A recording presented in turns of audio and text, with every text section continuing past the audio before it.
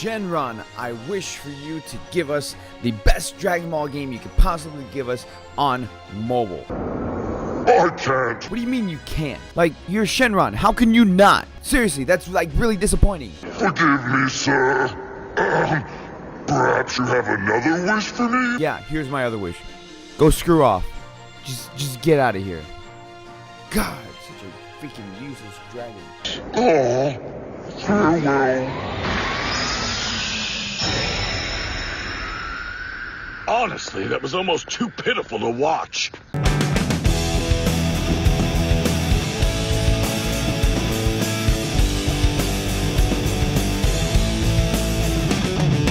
What's up, guys? Welcome back to Gotians Games. Today we are doing an honest review on the new mobile game, Dragonball Legends, as you can see right up here on the screen. Now, I apologize because some of the things that show up as far as the character models, they don't show up properly on what I'm using because I'm using an Astonish emulator. So the kit does not render the character models, and they're just going to be like pink, purplish kind of silhouettes. But that's not a reflection upon the game.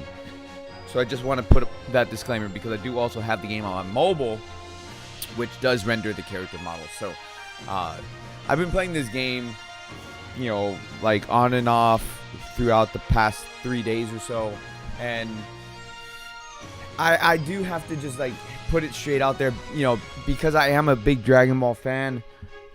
This game it doesn't do it for me. It's this is Dokkan 2.0, and when I say Dokkan 2.0, basically they even stated that they took everything that people wanted in Dokkan and put it into this game.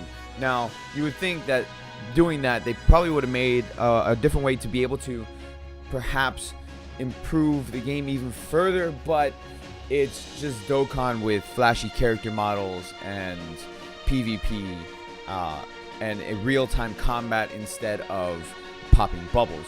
Now, that is to say that is not anything against the game, because those are actually positives for the game. So like I do enjoy the character models, the 3D designs of the character models. I do enjoy the real-time combat, and the PvP is kind of just meh. Like there's still improvements to be made on the PvP, but at the end of the day, it's a gacha game, which you just go here, summon for your new characters, and then you're good to go on that. So we're actually going to do a summon. Again, I apologize that the character models are not rendered on this because it's an emulator, but just to like show you how the summons are done in this game, you have to summon for new characters. Like, or I mean, there's other ways to do it as well. Like you can, besides summoning, you can also get the character shards, but not every character is available to get the character shards for, which again is disappointing. So if they had it so that way you could always grind the character shards, of course, Doria. If you had it so you could always grind the character shards, then it would be a lot better in my opinion, and you wouldn't have to rely on summoning to be able to get like an actual good character, you know. And to me that's like a very disappointing portion of it, you know, the whole gacha aspect. I feel like they should have done it where you grind for the characters, and to unlock their skills and abilities, then you can summon for them to unlock some of their abilities and stuff like that. If you want to unlock it earlier, so to speak, keeping it less, you know, pay to win type of game, which that's pretty much kind of how this turns out. Now the other thing is, let me do my last summon here. Now the other thing is, as far as like the characters go, they're all the same. Yeah, they're all different characters, but they're all the same. Their stats are different. You know, some characters will have higher stats than others, but at the end of the day, there's no difference as far as between a Goku and a Cyberman, because they fight the same. Like the combat is always the same for whatever character you use. So because of that, it's like, well, you're not like, there's no special thing about getting any specific character besides their passives, because they do all have different passives, which is fine. You go in here, show abilities. So you go into abilities. These are their passives, their main abilities. That's their passives. And you know, with their passives, it's cool. you know, it's not like, you know, it's not like it's an all and be all, like, oh my god, this freaking thing is awesome. No, like, you activate their ability because of their passive, and all it does is, you know, boost their stats or whatever. Like, they're all, when it comes down to it, they're pretty much all the same. You know, like, we go into Krillin here, ability results of training, -10 to strike arts, cost of pure earthlings. I mean, it's not like it's anything special. Let's just put it that way. And combat, like I said, combat in this game is the same regardless of who you're using. So let me just go in here really quick. I'm just gonna go to like whatever event, so that way like you can see the combat on this. And I wish it was a big deal, like as far as the combat goes, but it's really not. Like, the hype is here right now because it's a brand new game. Everyone's so excited. Oh, character 3D models and the card arts look fantastic, but it gets boring because it's all the same. You know, again, I apologize, the character models are not rendering, but you click on these and that's it.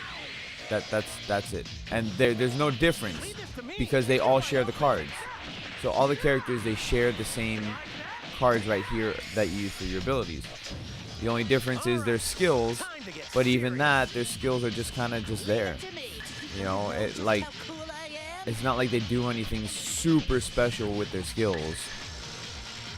And there are super attacks, but the super attack, like, it'll show up here as a card, and you can use it with anybody, and then they'll all do their signature move. You know, Goku will do his Kamehameha, Vegeta will do his Gallic Gun, Krillin will do his Destructo Disc. So there's really like it's a simple point and click, nothing different. And granted, some of you guys might enjoy that, and that's fine, but for me, that doesn't do it. It's not enough. It's definitely not enough to warrant me like wanting to play this game hardcore or anything, because at the end of the day, it's just Dokkan. Like, you have your potential system, you have your summons, you go into your characters, and so I can show you Soul Boost is your potential system. So we click on Vegeta right here, and right here, this is your potential system. That's it. You improve your stats of your characters, and yeah, like, what else can I say about this except the fact that that's what it is. You know, hands down, you go ahead and click Soul Boost, use Zenny, and uses those orbs or whatever, those souls, and it increases the power of your characters.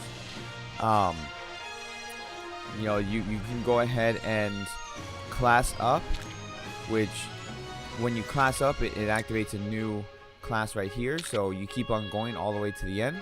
I don't know how many class ups there currently are, but when you do a class up, it increases the maximum level of your character, so that way you can max them out even further. I don't know what the maximum level is. I think it's 999, because currently I can max out this Vegeta to level 455, I believe. That's a lot. That's a lot. Oh, 499.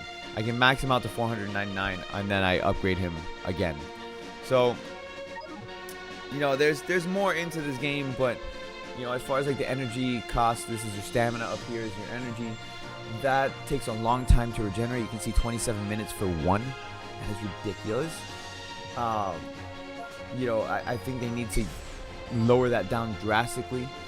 You have XP training, which is you can use your training items to gain more XP, or you have your basic training item, or your basic training right here. Now, what's cool is that you can go ahead and put in your character to train, and it doesn't matter who. You just click on your character, train them. It'll tell you what level they'll go up to, and then they're just sitting there training for 3 hours on that one, and then you can just go and do whatever else. You can set all your characters to train if you want. So, like, we'll go ahead and begin training. We'll go ahead and we'll train Shallot here. We'll put him there. Okay, he begin training, and then, like, I can go and close the game down and do whatever else I want, and then I'll get a notification on my phone saying, oh, their training is complete, and then that's it. I can go ahead and set up more characters to train. And the other thing is, like, when you go and set them up for training, you can still use the characters too, so that's a good thing. Now, you have adventures, which are like bonus missions, I guess. You can send characters to go on adventures. If you do that, if you send them out to go on adventures, they come back with items, which is really cool. So I'm always down for that. There's only one adventure available right now. If you send your character out on an adventure, you cannot use that character anymore because they're preoccupied doing something else. You have customizations, which you can go ahead and change the costume of your character. Now and then, also I forgot something on the characters list. You have your equipment, so you can equip each character with a special item or whatever, and then that item will increase their stats and make them hit harder. So that's, I guess, a plus. Or I mean, there's different items, so it'll make it hit harder. They'll increase the health, they increase your defense. Currently, I think there's only 3 items available, which is fine. Also, besides the regular story mode, you have events, and so you go into the events, and yeah, you go ahead and you challenge the events. Right now, it's the Raddatz event that's available on the beta. You go ahead and fight Raddatz. I'll go ahead and I'll fight him just because. Yes, I'm okay. So you go and you fight Raddatz, and I should put Vegeta first. And that's the event. So it's no different than the story mode as far as like combat goes. Each enemy also has a weakness, so it's just like Dokkan, where you have red, yellow, green, blue, purple, and so on and so forth. So I wish you guys could see the actual character models. That would actually like give it a little more depth, I guess, to this review. But overall, it's a very simplified game, and I feel like they could have done more with it. I don't feel like this isn't nearly enough. It's not bad. I'm not saying it's bad. It's just not to the potential that it could be at. That's just how I feel, and I'm getting wrecked by Raddatz, which is whatever. I don't care. I already beat him. But yeah, that's how I feel. It's like it's not the potential that it could be, which for me is disappointing. But anyways, that's gonna be my honest review of this. Should you play it? If you like Dokkan and you wanted more, then yeah, this is your game. If you don't really care for Dokkan, this probably won't be for you. You'll probably be bored out of your mind, just like I will be. Because the hype will die. Like, the game will get boring. It'll get stale. And that's just a fair warning on that. But anyways, I will catch you all later. Thank you for watching. Let me know down in the comments if you enjoy the game. Let me know if you think I'm wrong. I mean, if I'm wrong, just go ahead and say, Goshen, you're wrong. This game is going to be the end all be all to Dragon Ball games. This is going to be freaking amazing. I love this game. And to you, I say, good. I'm glad you enjoyed this game, because at the end of the day, that's why people make games. Actually, no, that's not why they make games. They make games to make money. But if you enjoy it, that's what's important. Anyways, I'll catch you later. Thank you very much for watching the video today. Peace out, guys. If you enjoyed that video, don't forget to hit that like button, subscribe if you're new, and check out the affiliate link down below in the description for some cheap games on Steam. Thank you very much. I'll catch you all later. Peace out.